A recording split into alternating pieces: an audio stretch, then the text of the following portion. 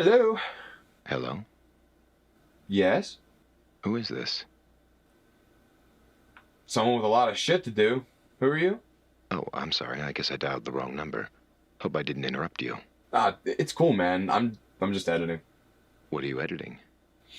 Just some stuff for YouTube. Oh? What's your channel about? Gaming, random challenges, memes, a little bit of everything. Wait, you don't do hot sauce challenges and dress up in stupid costumes, right? That stuff's totally cringe. Listen, random person that struck up a conversation after a misdial in 2023. Do you have an opinion? Careful, I have Twitter. I think it's called X now, actually. Whether it's bird shit run by crybabies or dog shit run by a midlife crisis, it'll always be full of twits. True that, bro. Alright, I think I'm gonna let you go. You never did tell me your channel name. Why? Want to subscribe? No. I want to know if I'm in the right house. Sorry, person on the phone. I forgot to leave the cops on. Response time is 15 minutes and your neighbors aren't home. The nearest house is down the street. Want to see if you can make it. Yeah, thanks, Google. Oh, jeez. Oh, man. Oh, God. Oh, Christ. Oh, shit.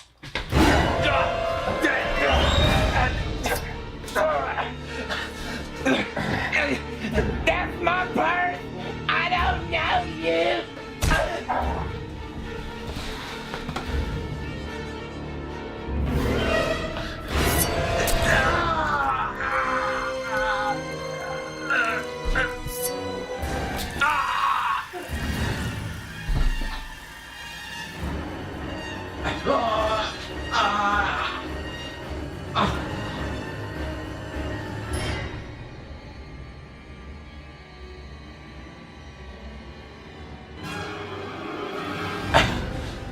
You are so demonetized.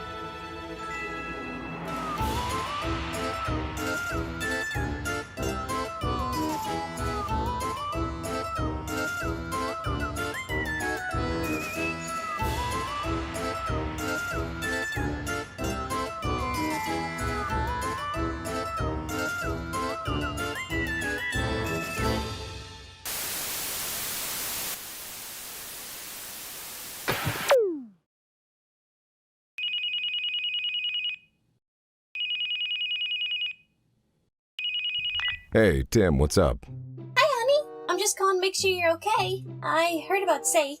Who? Your old roommate? Sake? He was stabbed to death? I don't recall.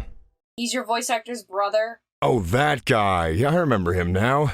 Jeez, that sucks. So anyway, what are you wearing? I'm in a mood. The same thing I always wear? That's so hot.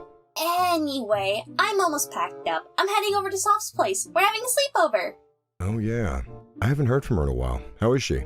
You're joking, right? She's been texting both of us like mad, asking about hanging out. Well, I'm sorry. I probably blocked her number after I got a brick through my bathroom window for the umpteenth time. You ever slip in the shower and land on glass and a brick? Is that rhetorical? Well, look, maybe give her a call. She's been kind of upset about it, and I can tell it's affecting her. It might help everyone if you two had some closure. Yeah, right. Well, you enjoy yourself, hon. I'll talk to you soon. I'll catch you later, Shade. It's Halloween, you fuckers! And as usual, I've been like a department store during November and prematurely released my holiday excitement all over the place. Like it was my first time or something. I swear this never happens. Okay, it happens a lot. But how can I not have a Halloweeny explosion?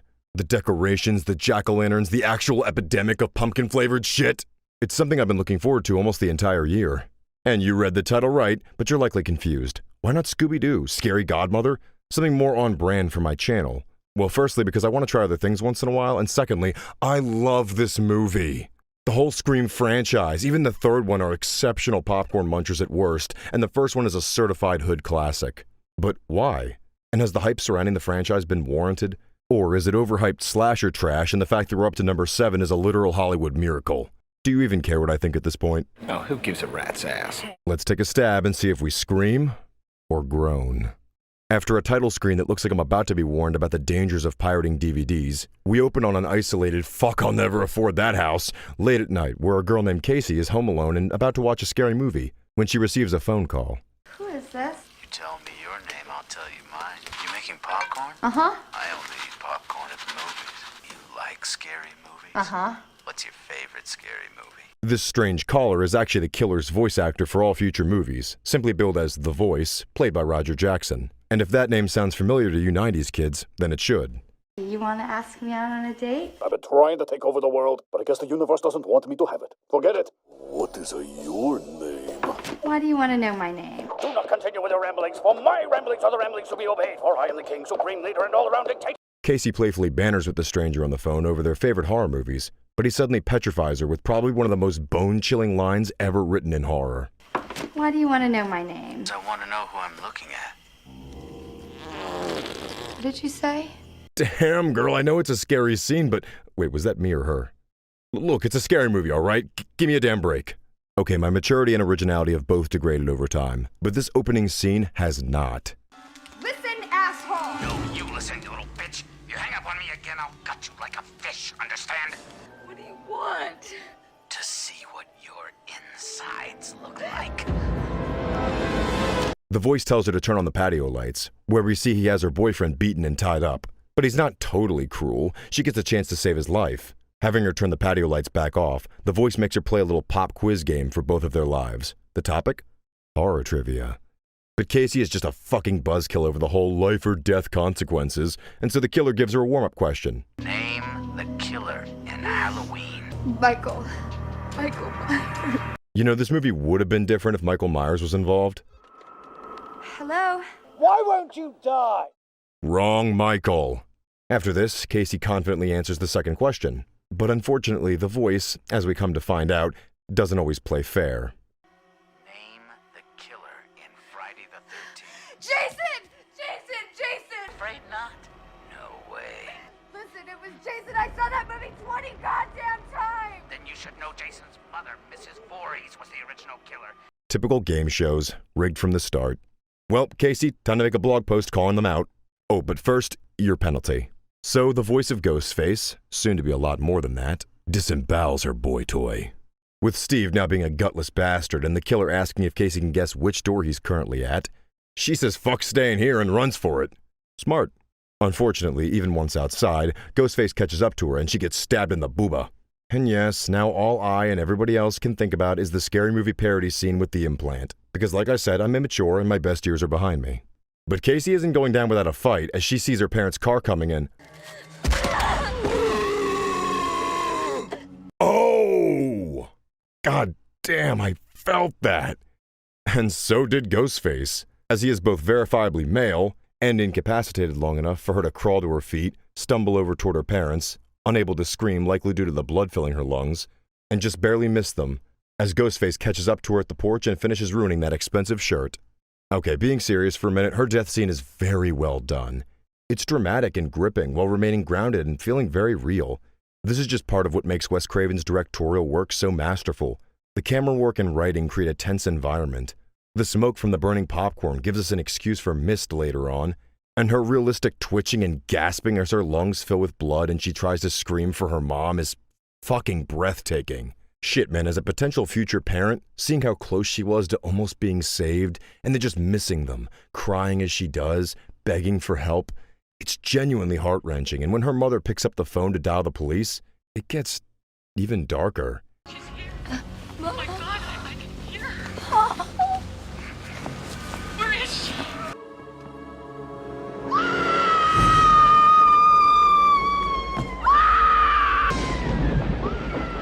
Holy fucking shit. I had to swing out front like that when I was a kid. So after that banger intro, we meet our heroine, Sydney Prescott.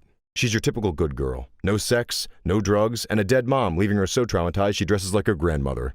Seriously, I know Sydney is a little prudish in the movie, but she's dressed like she's modeling for a 1920s gentleman magazine. Oh golly, look at the jawline on that one. What the fuck? Speaking of nuts, we're introduced to Sydney's horny-ass boyfriend Billy Loomis, who's after giving Sydney more PTSD than her mother's death as he climbs through her window for a jump scare. It's just me. What are you doing here? Geez, babe, you act like it's weird for me to come by unexpected for some In-N-Out like it's a 24/7 pussy drive-thru. No vagina for this fellow, however, as Sydney's still a little bit torn up about the whole "my mom was stabbed to death less than a year ago" thing, and it's affecting her ability to put out. So, after getting some much-needed over-the-clothes make-out action, Billy leaves, and we proceed to the next morning at their school. It looks like Casey's death has everyone in a panic, as she was a young and bright student with her whole life ahead of her, and the state wants to protect the rest of its future taxpayers, of course. Sydney meets up with her bestie, Tatum Riley, who informs her that everyone in the school is being interrogated. When it's Sydney's turn, we're also introduced to Tatum's older brother, Deputy Dewey, but we'll come back to him. Later on, during that outside class where everybody gets to sit around and talk about the latest drama, how come I never got that class? We meet the rest of Sydney's friends. First, there's Andrew Tatum's energetic and loud boyfriend, Stu, played by acting giant and the most powerful being in the universe, Shaggy, or as he's referred to in this form, Matthew Lillard. We're also introduced to Randy, our resident horror movie expert and the only one without a boyfriend-free girl to fornicate with, it seems. He's got this thing for Sydney throughout the movie, but she's taken, so he'll just have to stick to renting crusty VHS porn from his job at Boxbuster. Getting some use out of that discount, I see. Kinda in the middle of something. Hello? Sorry, I know you've been busy lately, but I heard you were planning a collab with Jin soon, right after you canceled ours. Tim told you. It's fine. I'm not upset. What did I do, Shade? Can we not do this right now? I want to know what I did. How about the bricks? In the middle of winter? You never told me it bothered you. 1, do I need to? 2, I abso-fucking-lutely did. Look, I'm sorry. I can act strange and it puts people off. I'll let you go, Soft. Soft. Are you throwing up, or did you decide to have an emotional conversation with me while your bird hole is getting stuffed like Thanksgiving turkey? Soft? Sorry, Shade. Soft had to step out for a bit. I'll be taking her calls now. Okay, and who are you? Let's just say I'm a familiar face. Ominous. Also didn't answer my question. Well, look, tell Soft to call me back when she's done riding you or whatever. Oh, she's got something hard inside her, but it's not making her moan. Gross. My suggestion? Get an AK-47 and use it to flick her bean. Are you like fucking 40 IQ? How are you not getting that I'm the killer? Yeah, I get it. You're doing Ghostface. Very cute, because I'm watching Scream. Ha ha ha, how hilarious. I'm hanging up now. If you hang up on me, I'll gut her like a fish. Worst impression ever. Okay, back to... Oh, for the fuck of love. Do you want me to eat you? Whoa, okay. Tell me how you really feel. Jin, I'm sorry. I thought you were someone else. Jesus, who? A telemarketer? No, I was just talking to Soft. That was my second guess. Well, look, if she really wants it on the review, we could... No, we don't have to do that. I kind of want to slow down on collaborations with people after this, you know? Focus on my own content. Except for me, right? Well, anyway, I can tell you're busy. I'm gonna go, just let me know when you want to record this thing. You got it. Later, Ginny Neutron. Well, anyway, after school, Sydney heads home to her also giant house. Seriously, I live in a literal cave the size of an actual dragon, and I'm wondering if I couldn't squeeze into that kitchen. Shit is not fair, man. And she calls up Todoroki, Tatum, about hanging out, and she says she'll be over later tonight. While flipping through the news stations instead of watching Dawson's Creek or whatever like a normal teenage girl, Sydney's reminded of the brutal rape and murder of her mother, which bums her out for some strange reason, and she takes one of those 3-hour depression naps I'm quite fond of myself. Afterwards, though, she wakes up to a call from Tatum, who's late leaving her sport ball practice. And since she's all alone and vulnerable, who else would call up Sydney but Ghostface? He taunts, he does his thing, Do you like scary movies, Sydney? I like that thing you're doing with your voice, Randy. It's sexy. Damn, girl, you won't open your legs for your boyfriend, but you're ready to lick Ghostface's dick over some lukewarm phone conversation? Chill. Nah, he does have a pretty sexy voice, though, can't lie. A good impression of his, you can bet anybody you want. Just try it. Maybe without the stabbing part. She, of course, doesn't know who this really is and keeps chatting with him. What's your favorite scary movie? Oh, come on, you know I don't watch that shit. Why not? Man, this bitch doesn't watch scary movies or Put Out, and she dresses more conservatively than your grandma, worried a bird in the tree outside her window will see her hips and she'll burn for eternity. She's the survivor, all right. About as appealing to a dick as a Lego fleshlight. Eventually, the voice alludes to having killed her mother, and this both scares Sydney and pisses her off. She calls his bluff and hangs up the phone to lock the front door, only to be attacked by Ghostface, who hid in the closet better than my dad did. Sydney manages to escape her assailant and contacts the police from her computer. Given internet speed around the time, it would have taken them like 6 hours to get that message, but still, Ghostface runs away. Then Billy once again sneaks through her window, which isn't suspect at all.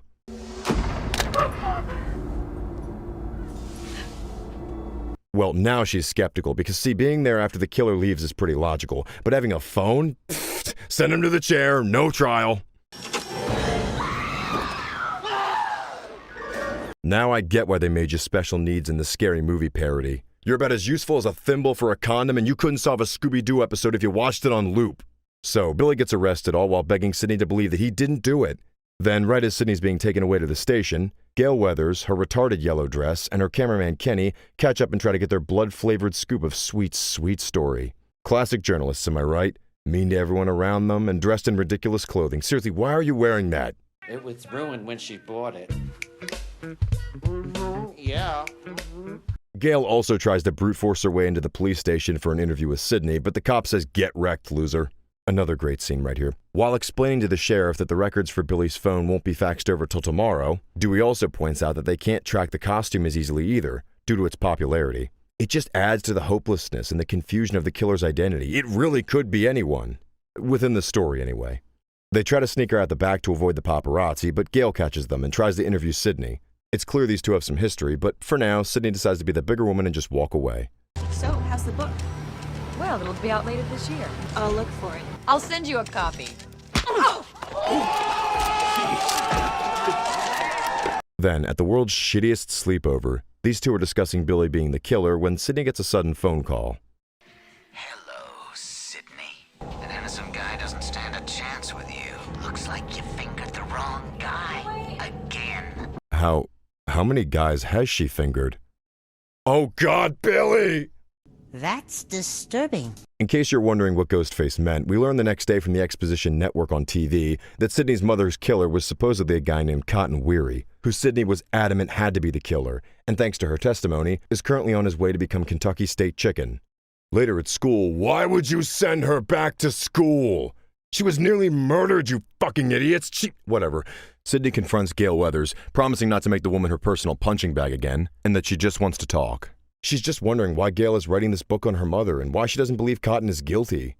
Somebody was gonna write a book about it. Right, and it had to be you with all your lies and bullshit theories. What is your problem? Have you talked to Cotton? Many times. And has his story changed? Not one word. He's lying. She never would have touched him. He raped her. I saw him leave wearing it. No, you saw someone leave wearing that coat. See, Sydney's refusal to believe Gail may seem a little close-minded, but remember, if she's wrong, she sent an innocent man to death row and her mother was having an affair. Oh, and her mother's real killer would still be out there. So this conversation does little to sway her and she walks off. Gail is now more determined than ever to prove Cotton's innocence. Mostly for the fame and book sales, but it's the thought that counts. Say, remember how I thought it was a bad idea to send her back to school so early?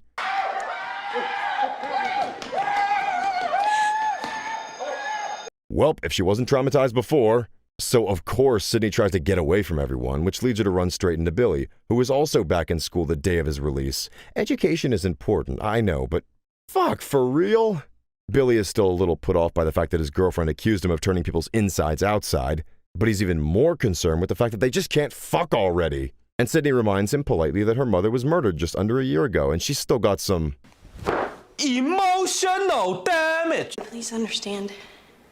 Understand what? I have a girlfriend who would rather accuse me of being a psychopathic killer than touch me. How to maintain a relationship, the confidence. I will fuck you. I will. You haven't been the same since your mother died. Fuck, Billy, my dude. I know you just spent a night in jail. Maybe you're a little shaken up, but worst thing you could have said. My mom was killed. I can't believe you're bringing this up. I think it's time you got over that. I mean, when my mom left my dad, I accepted it. It's the way it is. my gosh! So Sydney once again runs off, this time to the bathroom, where some mean girls are talking shit and claiming Sydney faked her attack, and theorizing that maybe she's the killer. What if Sydney killed Casey and Steve? Maybe she had the hots for Steve and killed them both in a jealous rage. Typical MatPat fans can't shut it off for 5 fucking seconds. Through overhearing their conspiracies, they confirm that Sydney's mother was, in fact, well, how do I say this? A cock motel. Community property. Someone who slept around like a narcoleptic in a mattress store. A woman so loose she probably brought condoms to a family reunion. Sydney's mom fucked like a rabbit on meth is what I'm trying to say, and this causes her to almost break down crying. But she's far too strong for that, and goddamn do I gotta give her credit here. You really feel for her character for one. And though it's a bit much to throw at her all at once story-wise, it doesn't feel unrealistic at all. And her perseverance is really inspiring. It's what makes her a great protagonist. You want to see her succeed. But she's not alone in the bathroom. There's someone putting on a familiar costume in one of the stalls. This person lunges out from the stalls and charges at Sydney, who narrowly escapes him. Is it for real, or just another cruel prank? Well, considering what I know now, having seen the movie already and knowing who's behind the murders, I'm just gonna say no. It's another prank. Otherwise, it'd be a very stupid scene which my bias ass refuses to believe in because Wes Craven can do no wrong. Outside, Officer Doofenshmirtz is trying to find his competence-inator, but instead gets flirted with by Gail Weathers, doing her best to get information out of him. You know, in a demographic study, I proved to be most popular amongst males 11 to 24. I guess I just missed you. Of course, you don't look a day over 12. That's incredibly creepy, Gail. But Dewey's not some Wizard of Oz either, so maybe you're meant to be together. While romantic chemistry class is about to be in session, the principal announces both a 9 p.m. curfew, as well as that the school will be canceling classes for the time being. So, murderer on the loose and a curfew on everyone? You know what that means. Time to fucking party, bitches! Hey, it's still a slasher film after all. Since Stu's parents aren't home, because I guess fucking everyone's families are on business trips in this movie, he invites half the school over for a wicked house party, including Sydney, who agrees only because Tater Tot asks her to. You know, I want to be harsher on these kids for being so stupid and irresponsible, but horror movies in good company in the pre-YouTube era, with free booze provided, I can't entirely blame them. You'd be stupid to pass that up. Plus, TikTok has taught me to lower my expectations for humanity, and now I fully believe this would happen. We also learned via the police that Sydney's absentee father not only never checked into his hotel out of town, but it was his phone that made the calls to Sydney the night she was attacked. Doofy rightly points out that the phone could have been cloned, but, I mean, come on, what a red herring. Even if you haven't seen the movie, who would believe it's someone who disappeared in the fucking opening? That's ludicrously stupid. What? Now? Oh my god, Shade, I just got to Soft's house and... She's in bed with some Roger Jackson wannabe? Yeah, I know. No, she's dead! Wait, what? There's blood everywhere. Oh my god, I've gotta go. I'm gonna be sick. The cops are gonna be here soon. I can't believe it. She was just... Wait, your train wasn't late, was it? What? No! What does that have to do with this? Nothing. Sorry, I was just wondering why you... No, you're right. I'm sorry. This isn't the time for this. They're here. I've gotta go. I'm sorry, Shade. Yeah, me too.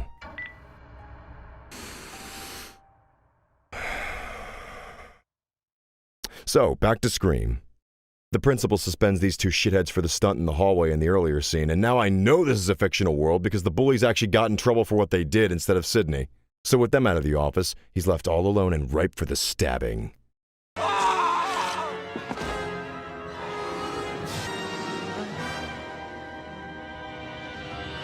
Cool shot, but risky shit to be out and dressed like that in broad daylight. Actually, for the purpose of scares and killer screen time, a couple of scenes have Ghostface wandering around, full costume in broad daylight, and yeah, no, with school out and the curfew having everybody heading home early, this is just a terrible idea for the killer, and whoever this is should really know better. It may be a classic, but nothing's perfect. At the local dinosaur, video rental store, Randy, our lovable and aptly named horror fan, theorizes with Stu over here, Billy is really the killer. Stu casts doubt on that, although some holes in his logic are bigger than others. Now that Billy tried to mutilate her, do you think Sid would go out with me?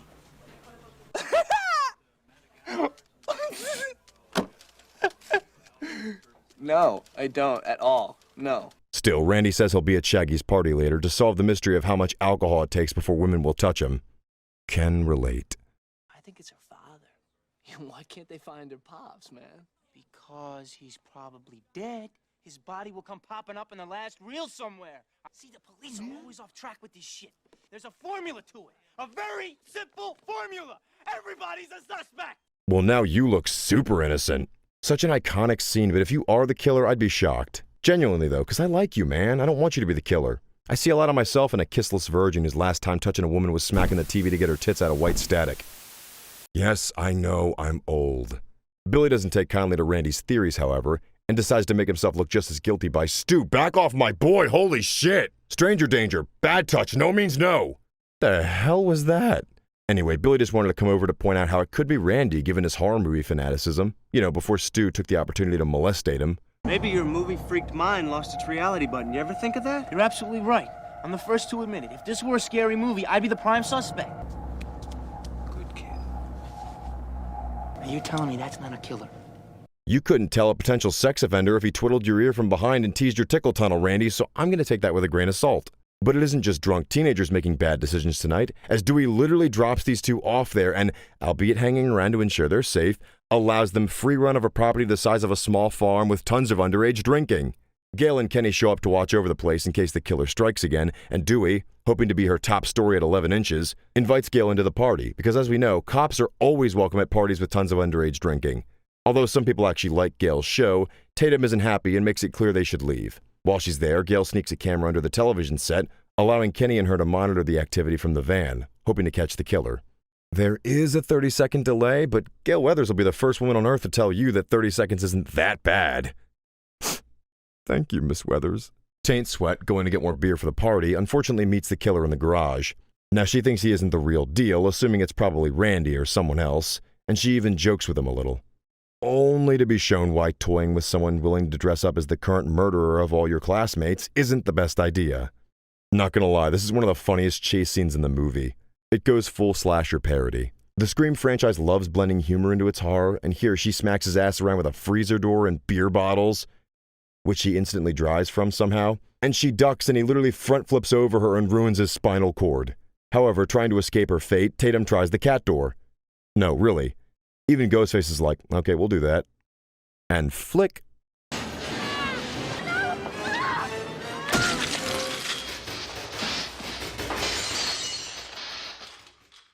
And yes, this is gruesome and goofy in all the best ways, but it's also the first kill I don't buy. Logistics aside, I mean, how did nobody hear that shit happening? I mean, loud music or not, you're telling me nobody passed by that door and heard her screaming or felt that shit shake the house or saw Ghostface slip back into the house? Also, she could have screamed a little more, I don't know. This kill has holes in it. Ah well, as the party begins to thin out, probably because somebody went to get some beer and never came back, who would happen to show up but Billy? Stu invited him anyway, but it seems Sydney's okay with this as she's ready to go upstairs and make forgiveness.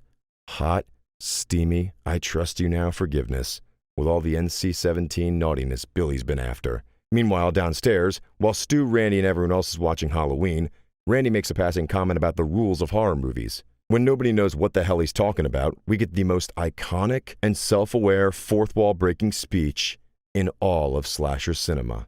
There are certain rules that one must abide by in order to successfully survive a horror movie. Number 1, you can never have sex. Number 2, you can never drink or do drugs. And number 3, never, ever, ever, under any circumstances say, I'll be right back. Because you won't be back. I'm getting another beer. You want one? Yeah, sure. I'll be right back! As he explains the rules, mostly to mockery, we the audience know that every single rule is absolutely correct, and look on with awe. He might have been my first inspiration to become both a horror expert and a critical asshat nobody likes watching movies with. Praise be our geeky messiah! Outside, Dewey jump scares Gail and Kenny, inviting her to walk with him while he investigates a report of someone's car parked in the bushes down the road. She agrees, and off they go to flirt and likely get stabbed violently to death. Back inside, the house phone rings and Randy interrupts the party to relay to everyone the news. Their principal's body was found, gutted, and strung up on the football post.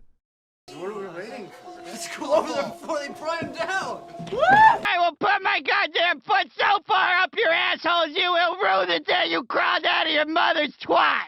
I have no words. That was just... Can they die next? So they rush out of there, all except Randy, who would rather watch horror movies than potentially be in one. And the mob of drunk drivers nearly run down Dewey and Gail. Almost getting plowed down makes them want to plow and go down on each other. But before Deputy Doolittle can get his nightstick wet, they realize they found the car, and it belongs to Sydney's dad. Realizing this, they rush back to the house. Speaking of people getting it on, Sydney and Billy are finished being nothing but mammals, but we switch from the Discovery Channel back to the horror show, when Sydney, Makes a pretty damn good point. I was just thinking if it were you, it'd be a very clever way to throw me off track. You know, using your one phone call to call me so that I wouldn't think it was you. That's all. But Billy doesn't have to prove he's innocent because innocent people don't get holes in the stomach, bitch! So Ghostface chases her around the house, preventing her from escaping and cornering her in the attic. She can't call for help from the van outside as Kenny can't seem to hear her, so she resorts to climbing out the window and calling for help even louder, only to be grabbed by Ghostface. Broken legs or get stabbed. Broken legs or fatal acupuncture. Broken legs, 5 new assholes. Yeah, she made the right call. Sydney manages to escape again, running over to the van where our boy Kenny lets her hide. But oh shit, Randy's still in the house! And on the camera, he's about to get more potholes than a Pennsylvania back road, but instead the killer leaves. Oh yeah, see, remember that 30-second delay?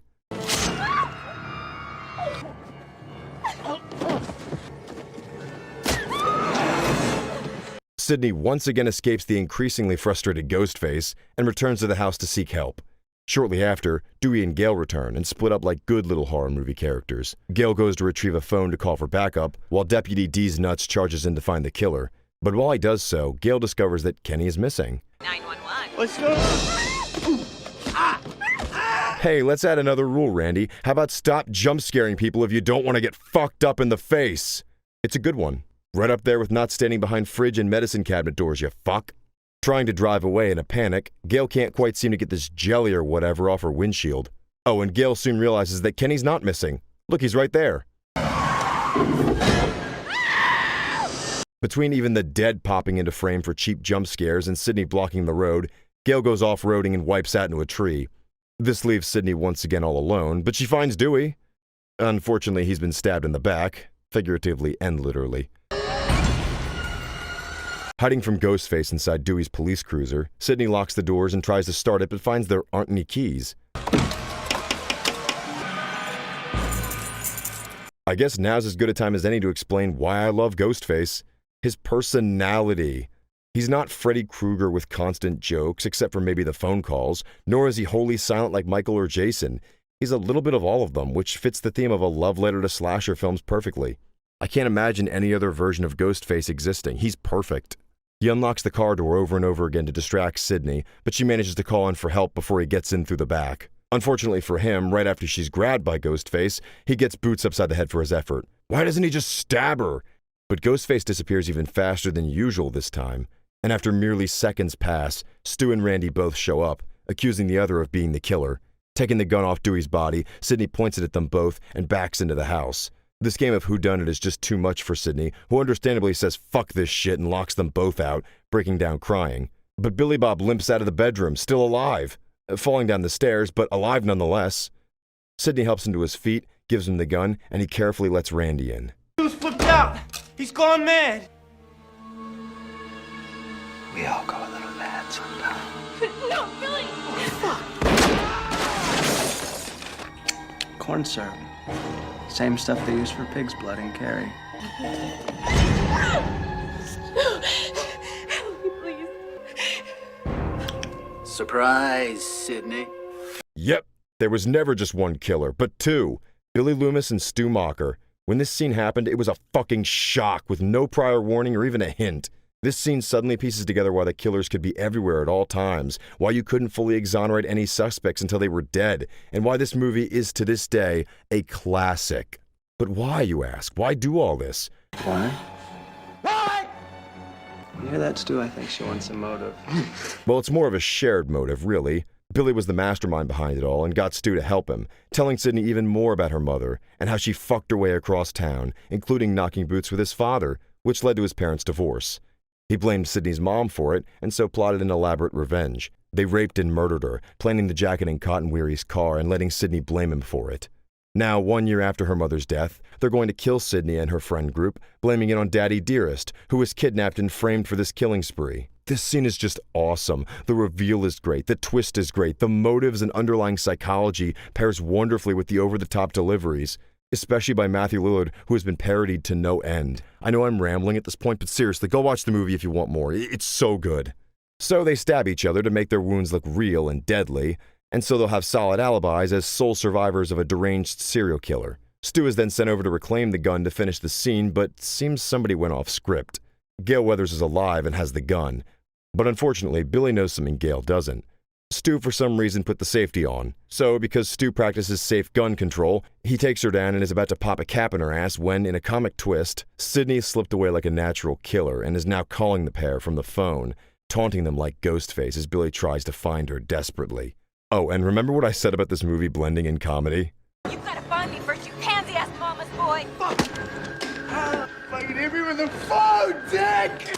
Did you really call the police? You bet your sorry ass I did. My mom and dad are gonna be so mad. Ah! I love this movie. Yeah, it gets good here. In a twist, we get to see the killers look weak, terrified, and played for fools while she taunts them. Sidney claims to have called the police and told them everything, and whether or not that's true, she decides she isn't going to wait around and play Ghostface forever, as she just waits for Billy to come looking and charges out of the closet, stabbing him with an umbrella, wearing their Ghostface costume just to add insult to injury. Then it's Stu's turn as he tries to kill her and chases her back into the living room. This whole ordeal ends with Stu getting his head crushed by a TV. So Stu's dead and Sidney's alive. And Randy's alive too, and so is Billy. Oh, wait. Fuck you!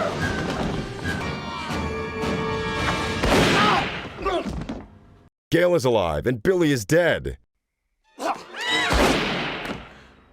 Okay, no more fake-outs. The movie ends on Gale Weathers reporting the events of what happened last night from her personal experience, and we end on a rising sun, representing the end to the nightmare over Woodsboro. This movie was awesome. It's got everything. Good cinematography that lets scenes breathe and plays with some classic slasher shots, incredible writing and directing, strong acting and characters, all atop a generally good slasher flick. Halloween comes around and I can't help but put this movie on every time. It's a tradition for me. And you know what? The sequels aren't bad either. If you're new to the franchise, I implore you to give them a look. They're a lot smarter and better made than is typical of the genre. Sorry guys, I gotta take this. Well, this doesn't look good, does it? Everyone you call seems to die. First soft, now your own cousin. Jesus Christ, you killed Jin? Now you've crossed the line, dude. Jin's an albino. You can't kill a minority in America. Why are you even doing this? The question you should be asking is, why haven't I killed your girlfriend yet? It's not her. You're just trying to confuse me. No, if I wanted to do that, I'd ask your stupid ass a math question. Come on, man. You didn't have to cut that deep. Speaking of cutting too deep, maybe it's time we bring our little game to an end. Tim's on her way to your place.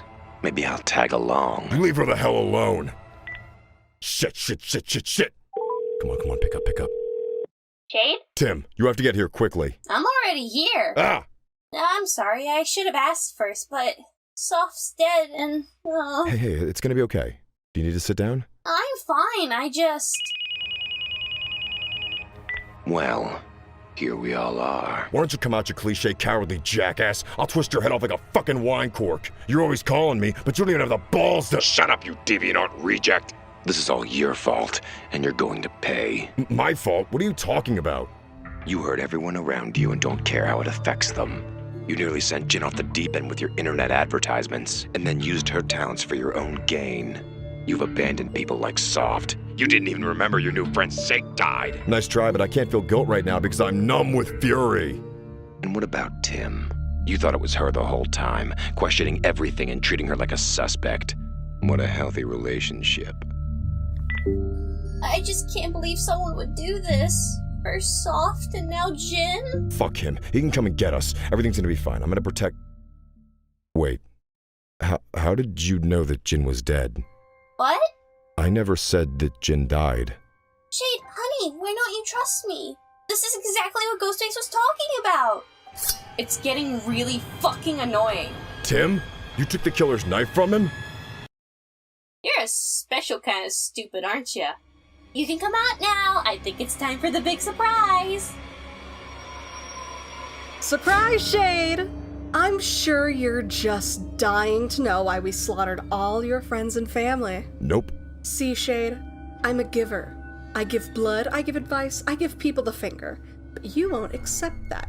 You want to do less collabs, less cameos, more solo videos. What about me? I gave you a chance when you had nowhere near my sub count, but a few bricks through a window and suddenly I'm chopped liver? That wasn't very kind of you, Shade. You're so right. I'm being unreasonable. I knew if I cut out everyone else you collabed with and left you isolated, you still couldn't let go of the past. So I needed a more drastic way to become partners. Good old blackmail. Okay, I know you were dropped as a child, but Tim, why? I'm a little quirky, you know that. Plus, I got a whole folder of TikToks from the murders now. All I needed was a little helper. Someone who's got your trust and knew when you'd be distracted with your review. I helped with the costumes. She helped with the costumes. But hold on to your popcorn, moviegoers, because here comes the best part. Soph is missing, Jin is dead, and when they check to see who called them last, you're always there! Even I stole your phone to call sick while Soph did the deed, and you never even noticed. Cool, huh? So either I collaborate with you for the rest of time, or... You can bunk with Bubba the Butt Blaster in prison. Do they build prisons for dragons? Look, dude, it's a Halloween special. Rules could be bent, fourth walls could be broken, and if you don't want your next thumbnail to be a mugshot, you're gonna do exactly what we say. You were right, Soph. This is so much better than a movie night. So what do you say, Shade? You want to play ball, or do you want to get your balls played with? I guess I don't have a choice. What are you doing? Just commissioning someone. I want to get some art done. You're joking. What the actual fuck, Tim? I've never drawn an OC with house griffin blood before. I knew you'd be interested. And what a steal, only $400. Tim, what? The customer's always right. Money's money. I mean, have you seen the gas prices? You don't even drive. You can always rely on a starving artist to go that extra mile. I can get you that mural in Soft's blood by Tuesday, is that okay? Oh, take your time. I'm more than satisfied. Happy Halloween, everyone. It was a scream. Ugh, even I think that was bad. I need your attention now, kids. You fucking fuckers are gonna do what I say, or I will put my goddamn foot so far up your assholes you will rue the day you crawled out of your mother's twat. You said you wouldn't live if I took off my pants. You said I'm alone, 'cause my dick is small.